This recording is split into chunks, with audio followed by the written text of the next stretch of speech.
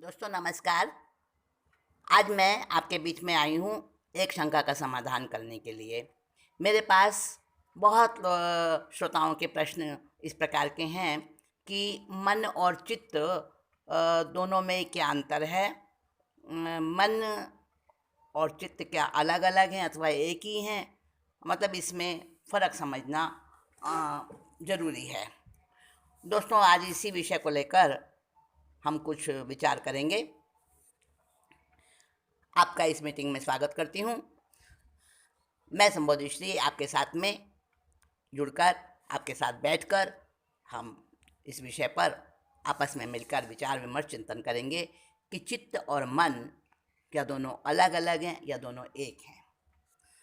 देखिए दोस्तों, आपने सुना होगा मन मन बड़ा चंचल है और मन ही हमारे बंध और मुक्ति का जो है कारण बनता है। ठीक है, यानी मन बंधन में भी साथ जुड़ता है और मुक्ति में भी साथ जुड़ता है। और चित्त क्या है? चित्त चित्त से चित्त वृत्ति बनती है, पर चित्त है क्या? चित्त और चित्तवृत्ति में भी संबंध है, पर कितना, कैसा? और मन और चित्त दोनों के बीच में एक भाव है अथवा अलगाव है। तो मन तो होता है जो मनन करता है। मन वर्गणा के पुद्गलों की रचना है मन। फिर से बोलूं, मनोवर्गणा के पुद्गलों की रचना से मन बनता है। मन है पौद्गलिक। और चित्त क्या है? आपने चेतना शब्द तो सुना है, चेतना। और सच्चित आनंद भी शब्द सुना है आपने, सच्चित आनंद। तो वो तो चित्त है जिसमें त हलंत वाला है, यानी आधा त है। चित्त यानी चैतन्य वाला चित्त, शुद्ध चैतन्य जहाँ हो। और ये है चित्त, डबल त है इसमें, एक आधा त एक पूरा त, चित्त। तो हम चित्त और मन को लेकर विचार कर रहे हैं। मन है पुद्गलों की रचना, अर्थात जड़ है, जड़। क्योंकि पुद्गल जड़ होते हैं, निर्जीव होते हैं, है ना। लेकिन मन कितना नचाता है। मन हमारे पर पूरा पूरा हावी होता है, कंट्रोल करता है, हमारे हर बात को वो प्रभावित करता है और हम मन से पूरे पूरे प्रभावित होते हैं। हमारी हर इंद्रिय के साथ मन जुड़ता है। अगर आँख सिर्फ दिखाए, कान सिर्फ शब्द सुनाए, जीभ सिर्फ स्वाद बताए और त्वचा सिर्फ स्पर्श कराए और नाक सिर्फ सुगंध बताए, तो कर्म बंधन नहीं हो सकता। जब उसके साथ में मन जुड़ता है, बुद्धि जुड़ती है, चित्त जुड़ता है, अंतःकरण जुड़ता है, अहंकार जुड़ता है, उन सब चीज़ों से मिलकर कर्म का बंध होता है। यानी इंद्रियां बंध नहीं कराती, अकेली इंद्रियों के साथ अनिंद्रिय यानी मन जुड़ता है, तब बंधन होता है। तो मन पुद्गलों की रचना है। शरीर की चीरफाड़ में, पूरी सर्जरी में कुशल से कुशल सर्जन भी मन को नहीं पा सके, क्योंकि मन नाम की रचना नहीं दिखाई देती। शरीर के अंदर मन नाम का कोई पुर्जा नहीं है। जैसे कि हार्ट है, जैसे कि लीवर है, जैसे कि पैंक्रियाज है ना। इस तरह से मन नाम का कोई पुर्जा नहीं है, नहीं मिला किसी को आज तक। तो मन जो कि डायरेक्ट में दिखता नहीं है, हाँ, फिर भी है और इतना प्रभावशाली है। मन को तो अच्छे से समझते ही हैं आप। अब चित्त जो है ना, वो है चेतना, चेतना का एक अंश, चेतना का एक प्रकार, चेतना का एक ऐसा भाग जो कि भटकाता है। भटकाता है, आप कहेंगे मन भटकाता है। हाँ, मन भटकाता है, लेकिन उसके साथ में जुड़ा रहता है चित्त। फिर वही बात आ गई, क्या मन और चित्त एक जैसे हैं, एक ही हैं? नहीं, ऐसे समझें, इनमें दोनों में बहुत सूक्ष्म अंतर है और हमें वही समझना है। मन तो हमें दिखाता है ट्रेलर, जैसे किसी फिल्म के आने से पहले उसका ट्रेलर दिखाया जाता है ना पहले। मन तो दिखाता है पैम्फलेट, ट्रेलर। और चित्त पूरी फिल्म दिखाता है, पिक्चर दिखाता है। तो दोनों जो है ना, ये दोनों मिले जुले रहते हैं। मन और चित्त हैं तो अलग अलग, बिल्कुल अलग अलग है, और अलग अलग ही हम इनको समझेंगे। और ये दोनों हमारे जीवन के, हमारे प्रत्येक कार्य के, हमारे बंधन के, हमारी मुक्ति के, सबके हेतु बनते हैं, सबके लिए उत्तरदायी बनते हैं, रिस्पॉन्सिबल होते हैं। तो चित्त है क्या, इसको समझना है। चेतन की जो है ना, चेतन की एक धारा है चित्त। जैसे ऐसे समझे हम, चित्त जो है ना चैतन्य का परिणमन है, चैतन्य की एक पर्याय है। चैतन्य तो समझते हो ना, कॉन्शियसनेस। तो कॉन्शियसनेस की एक फॉर्म है, एक पर्याय है चित्त, जो कि बाहरी अवस्था है, यानी बाहर में घूमने वाला हमारा जो चेतन है उसको हम चित्त कह सकते हैं। बाहर में घूमने वाली हमारी इंद्रियां, हमारे विचार, हमारा दिमाग, हमारा सोच, हमारी मतलब वृत्तियां, सारी की सारी ये सब चित्त को बनाती हैं। चित्त, समझ गए? यानी कि जो है ना एक्सटर्नल जो हमारा एक्टिविटीज़ होती हैं सारी, वो हमारी चित्त हैं। एक्सटर्नल एक्टिविटीज़ जो बिना कॉन्शियसनेस के नहीं हो सकती, मुर्दा कोई एक्टिविटी नहीं करता। तो जितनी एक्टिविटीज़ होती हैं जो बाहर की होती हैं, आत्मा से अलग, आत्मा से हटी हुई, आत्मा से दूर वाली, दूरी बनाने वाली, तो वो सारी की सारी एक्टिविटीज़ हैं चित्त। और मन तो आप समझती हो पुद्गलों की रचना है। तो क्या चित्त जो है वो सजीव है और मन अजीव है? ऐसा है कि जैसे समझो आप, हम क्या हैं? हम मनुष्य, कोई भी प्राणी, हम क्या हैं? हम सजीव हैं कि अजीव हैं?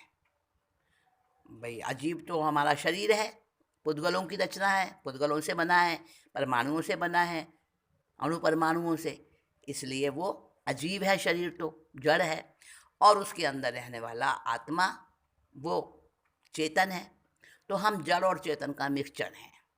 इसी तरह से जो चित्त है, चित्त, मन तो पूरा का पूरा पौद्गलिक है, लेकिन जब मन जुड़ जाता है आत्मा के साथ, आत्मा से कनेक्ट हो जाता है, संयुक्त हो जाता है, तब उस मन के ऊपर आत्मा की, चेतना की छाप आ जाती है, उसका प्रभाव आ जाता है। तो उस प्रभाव से वो मन हमें सचेतन जैसा दिखता है, यानी जीवित जैसा, हलन चलन करने वाला, हर बात को निर्णय करने वाला, ऐसा हमें मालूम देता है, ऐसा हमें आभास होता है कि मन जिंदा है, जीवित है। और चित्त जो है ना, चित्त चेतना का बाहर जाने वाला एक परिणाम है। तो वो चित्त क्या है? पौद्गलिक नहीं है, परंतु जब वो पुद्गलों के साथ संयुक्त होता है, बाहर जो आत्मा से पर हैं, आत्मा से अलग हैं, आत्मा से हटे हुई चीज़ें हैं, वहाँ पर जब चित्त जाता है तो वो उनके साथ संयुक्त हो जाता है, और उनकी छाप पड़ने से जैसे मन अचित्त से सचित्त बन जाता है आत्मा के प्रभाव के कारण, उसी तरह से चित्त आत्मा के प्रभाव के कारण बाहर भटकने वाला वो चित्त, वो भी सजीव से अजीव बन जाता है। चेतना होने पर भी वो मूर्ख बन जाता है, जड़ बन जाता है। तो चित्त जो है वो भी मिक्सचर है, और मन वो भी मिक्सचर है, और हम भी मिक्सचर हैं। तो सभी कुछ मिलावटी है। हाँ, बिल्कुल सब कुछ मिलावटी है, और उस मिलावट को हटाकर शुद्धता को प्राप्त करना, एज इट इज, जैसे हम हैं, जैसे हमारा स्वरूप है, उस स्वरूप में वापस लौट आना, वही तो साधना है, और वही तो हम करते हैं, उसी के लिए हम प्रयास करते हैं। और उसी के लिए हम इस मन को समझते हैं, उसी के लिए हम चेतना को समझते हैं, और उसी साधना के दौरान, उसी के अंतर्गत हम अपने जीव को, अजीव को, अपनी क्रियाओं को, अपने पाप पुण्य विचारों को, अच्छी बातों को, बुरी बातों को, सबको हम समझते हैं, और बुराई से हटकर अच्छाई की तरफ जाते हैं। यही तो साधना है हमारी, उसी को प्राप्त करना है, शुद्ध स्वरूप को प्राप्त करना है, मिलावट को हटाना है, मेन बात यह है। हाँ, तो बात चल रही है हमारी चित्त और मन की। तो मन कहीं बाहर जाता नहीं है, मन नहीं जाता बाहर, मन तो शरीर के अंदर ही रहता है। शरीर के बाहर जाने वाला है चित्त, वही घूमता है, वही भटकता है, शरीर के बाहर और शरीर के भीतर भी भटकता है, और इसीलिए उसको चित्त नहीं चित्त कहते हैं। चित्त तो शुद्ध चैतन्य है, और चित्त है अशुद्ध, अशुद्ध ज्ञान, अशुद्ध दर्शन, जो हमारा मिलावटी और सांसारिक भौतिक बातों की तरफ जाने वाला हमारा जो ज्ञान और दर्शन है, वो है चित्त। समझ गए आप? तो शुद्ध चित्त, जो उसको हम क्या कह सकते हैं, शुद्ध आत्मा भी कह सकते हैं, जिसको हम चित्त कहते हैं। चित्त, सच्चित आनंद कहते हैं ना, सच्चिदानंद। तो वो चित्त है, वो चित्त नहीं है, ध्यान रखना। तो चित्त है हमारा बाहर भटकने वाला चेतना का प्रवाह, चेतना का पर्याय, चेतना का परिणमन, और चेतना की बाह्य अवस्था, जो मन को, वचन को और हमारी क्रियाओं को बाहर की तरफ, भौतिकता की तरफ, संसार की तरफ, आत्मा से दूर हटाती है, आत्मा से दूर भटकाती है। जो भी कार्य होता है, जो भी क्रिया दिखाई देती है, वह क्या होती है, चित्त का हमें वो स्वरूप बताती है, वो चित्त की वजह से होती है। तो मन दिखाता है पैम्फलेट, ट्रेलर, और चित्त पिक्चर दिखाता है, और इन दोनों के बीच में जो है ना, उलझती हुई बुद्धि जो है ना, वो डिसीजन देती है, और अहंकार उस पर सिग्नेचर करता है, और फिर ये कार्य होता है कोई भी, फिर क्रिया होती है, क्रिया दिखाई देती है, हाँ क्रिया हो रही है। उससे पहले इतना सब अंदर में हो जाता है। समझ गए? पहले मन ने कुछ बात कही, मान लो जलेबी खानी है, मन में आया, और फिर चित्त ने भटकाया, कहाँ मिलेगी, कैसे मिलेगी, क्या किया जाए, और फिर बुद्धि ने कहा हाँ भाई खानी तो है, कुछ भी करो, कैसे भी करो, और फिर अच्छा भाई मैं लाता हूँ, कैसे भी, चाहे चुरा के लाना पड़े, चाहे किसी को मार के लाना पड़े, मैं लेके आऊँगा। वो उस पर सिग्नेचर कर दिए बुद्धि ने, हाँ पक्की बात है, अहंकार भी तैयार हो गया साथ में, और फिर वो क्रिया हो गई, किसी से छीन कर ले आए, किसी से चुरा कर ले आए, पर खाना है। वो चित्त जो है खुश हो गया, और मन भी राजी हो गया, बुद्धि भी इतराने लगी। समझ में आई? तो बुद्धि जब निर्णय देती है, उससे पहले मन और चित्त में आपस में, दोनों में नोक झोंक चलती है, दोनों में खींचातानी चलती है, और जब बुद्धि फैसला दे देती है, फिर कुछ नहीं, फिर तो बस कार्य होता है। तो बुद्धि को अगर हटा दें हम एक तरफ, तो फिर बुद्धि को अगर हटा दें बीच में से, तो ना चित्त रहे ना मन रहे। समझ गए? शुद्ध चित्त है और निरपेक्ष दृष्टि है, वो है कैसा, जब दृढ़ता आ जाए अंदर में आत्मा की, मैं आत्मा हूँ, मैं और कुछ नहीं हूँ। मैं एक सनातन, अव्यय, सच्चित आनंद, शाश्वत आत्मा हूँ। जब ये मान्यता दृढ़ हो जाए, कोई मुझे सुख नहीं दे सकता, कोई मुझे दुख नहीं दे सकता, कोई मेरा साथी नहीं, कोई मेरा संगी नहीं, मैं अकेला हूँ, अकेला आया अकेला जाऊँगा, और मेरी आत्मा ही मेरा सब कुछ है, वही मेरा ध्येय है, वही मेरा ध्यान है, और वही मेरी दृष्टि है, वही मेरा लक्ष्य है। तो उस वक्त ये शुद्ध आत्मा जो होता है उसको निरपेक्ष दृष्टि भी कहते हैं और उसे सम्यक दृष्टि भी कहते हैं। और जब तक ये आत्मा बाहर भटकता है, जब तक हमारा ज्ञान दर्शन अशुद्ध रहता है, तब तक अशुद्ध चित्त रहता है और उसे सापेक्ष दृष्टि कहते हैं। सापेक्ष दृष्टि। तो चित्त है अशुद्ध, अशुद्ध ज्ञान, अशुद्ध दर्शन, अशुद्ध इन्फॉर्मेशन, अशुद्ध मान्यता, वो है चित्त। अब चित्त जो है अशुद्ध चित्त, उसको हम मिलावटी चेतन भी कह सकते हैं। शुद्ध चेतन नहीं है ये। शुद्ध चेतन जो है वो आत्मा की पावर है, और ये अशुद्ध चित्त क्या है? मैकेनिकल पावर है, मैकेनिकल पावर है। यानी ये शुद्ध जो चेतन है वो तो एक शक्तिशाली, पूरी तरह से शक्ति भरी हुई है, जिसमें पूरी तरह से चार्ज्ड है ऐसा चेतन। और जो ये चित्त है ना, ये डिस्चार्ज चेतन है।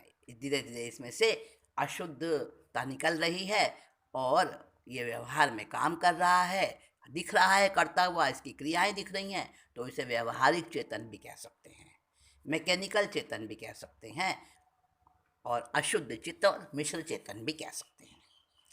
तो मन तो जड़ है ही, मन, बुद्धि, चित्त और अहंकार, इसमें सब में चित्त जो है वो मिश्र चेतन है। मतलब चेतन तो है लेकिन मिलावटी चेतन है। और बुद्धि जो है वो अहंकार के मीडियम से, अहंकार के थ्रू निकला हुआ इनडायरेक्ट प्रकाश है। ठीक है। चित्त जो है ना, ये आत्मा तो है, आत्मा की शक्ति है, चेतना है, इसमें चेतना से चित्त बना है, परंतु ये रिलेटिव व्यवहारिक आत्मा है। तो जो अब ज्ञान क्या है, दर्शन क्या है, जो हमको पक्का डिसीजन होता है ना, वो तो है ज्ञान। और जो कुछ है, पता नहीं ऐसा है, पता नहीं ये है, पता नहीं वो है, वहाँ तक दर्शन है। और जब स्पष्ट हो जाता है, डिसाइडेड हो जाता है, तो वो है ज्ञान। तो चित्त जो है हमारा गलत गलत चीज़ों में जाता है, चित्त की वीकनेस है, और अच्छी बातों में कम जाता है। और जहाँ अपनी पसंद होती है वहाँ चित्त भटकता है, और जहाँ नापसंद होती है, कहीं वो मुझे ना मिल जाए, कहीं वैसी परिस्थिति, वैसी वस्तु और वैसी चीज़ें, वैसा व्यक्ति मुझे ना मिल जाए, उस बात का डर होता है। तो पसंद और डर, यानी प्रलोभन और डर, दोनों में चित्त हमारा भटकता रहता है, मिश्र चेतन हमारा भटकता रहता है। और चित्त और वृत्ति, ये क्या है? देखो, ये दोनों चीज़ें हैं तो एक ही, लेकिन इसको हम अलग अलग समझते हैं।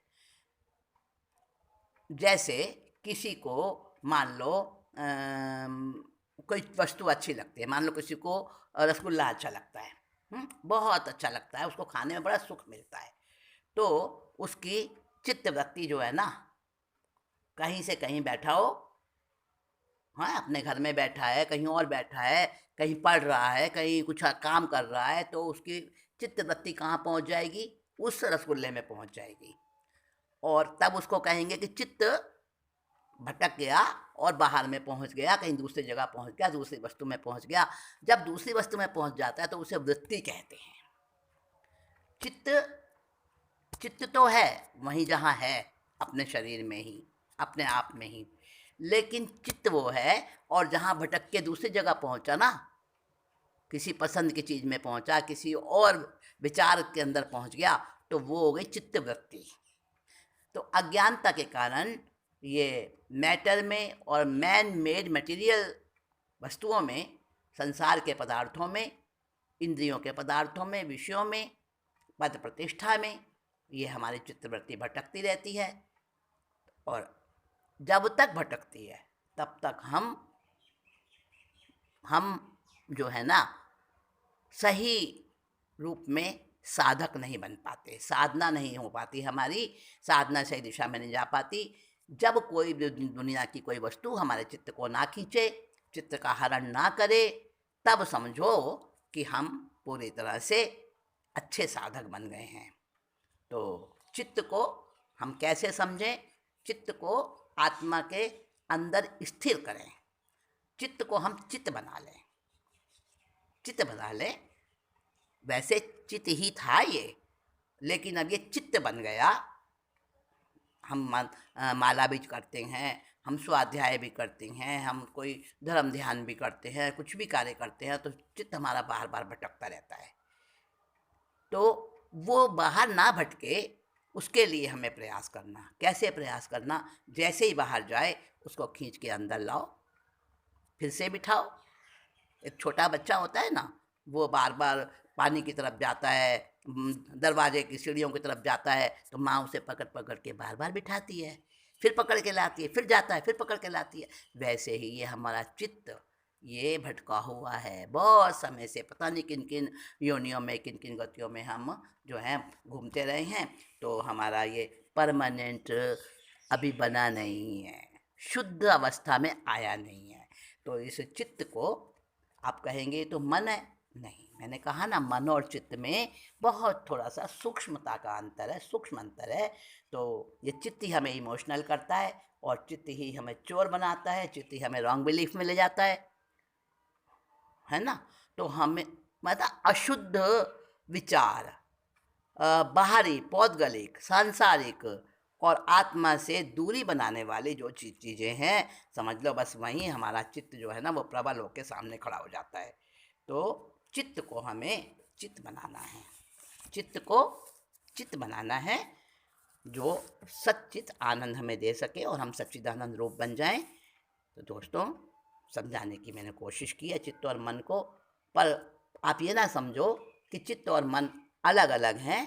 एक समय होता है तो वही मन और चित्त हमें सिमिलर लगते हैं, परंतु मन की विभिन्न अवस्थाएं वो चित्त रूप बन जाती हैं और चित्त की विभिन्न अवस्थाएं वो मन कहलाने लगती हैं।